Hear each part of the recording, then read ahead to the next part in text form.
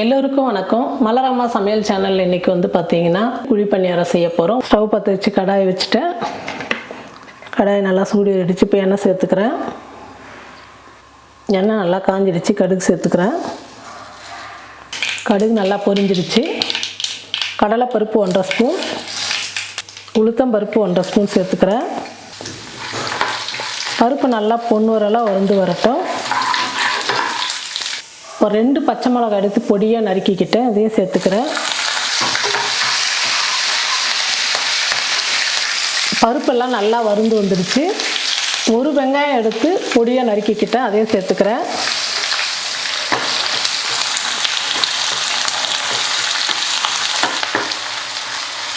வெங்காயம் ஓரளவுக்கு நல்லா வதங்கின உடனே கருவேப்பிலை எடுத்து பொடியாக நறுக்கிக்கிட்டேன், அந்த கருவேப்பிலை சேர்த்துக்கிறேன். சின்னதாக ஒரு கேரட் எடுத்து துருவிக்கிட்டு அந்த கேரட்டும் சேர்த்துக்கிறேன். எல்லாம் சேர்த்து ஒரு நிமிஷத்துக்கு வதக்கிக்கலாம். நம்ம வந்து இட்லி மாவில் வந்து உப்பு சேர்த்துருக்குறோம். இப்போ இந்த வெங்காயத்துக்கு கேரட்டுக்கு தேவையான அளவுக்கு மட்டும் உப்பு சேர்த்துக்கலாம்.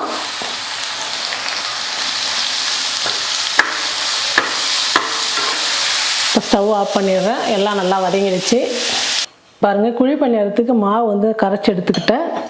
இப்போ நம்ம வதக்கினதை வந்து சேர்த்துக்கலாம். இது கூடவே பொடியாக நறுக்கின கொத்தமல்லி கொஞ்சம் சேர்த்துக்கிறேன். எல்லாம் சேர்த்து நல்லா கலந்து விட்டுடலாம். இப்போ நம்ம வதக்கினதெல்லாம் சேர்த்ததுனால மாவு கொஞ்சம் கட்டி ஆகிடுச்சு. லேசாக தண்ணி சேர்த்துக்கிறேன்.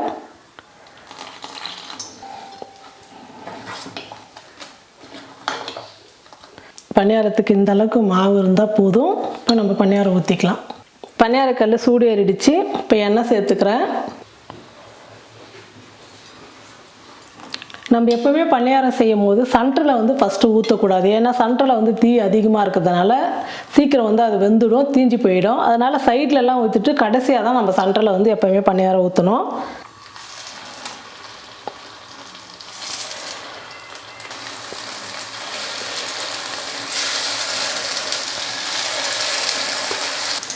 இப்போ மூடி போட்டு மூடிடலாம். நல்லா வேகட்டும்.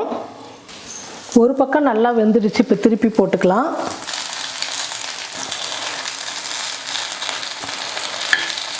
அதுங்க இந்த மாதிரி மேலே வந்து நல்லா கலராக வெந்து வரணும்.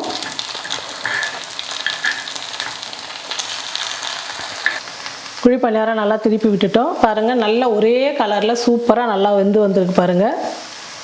இன்னொரு பக்கம் நல்லா வேகட்டும்.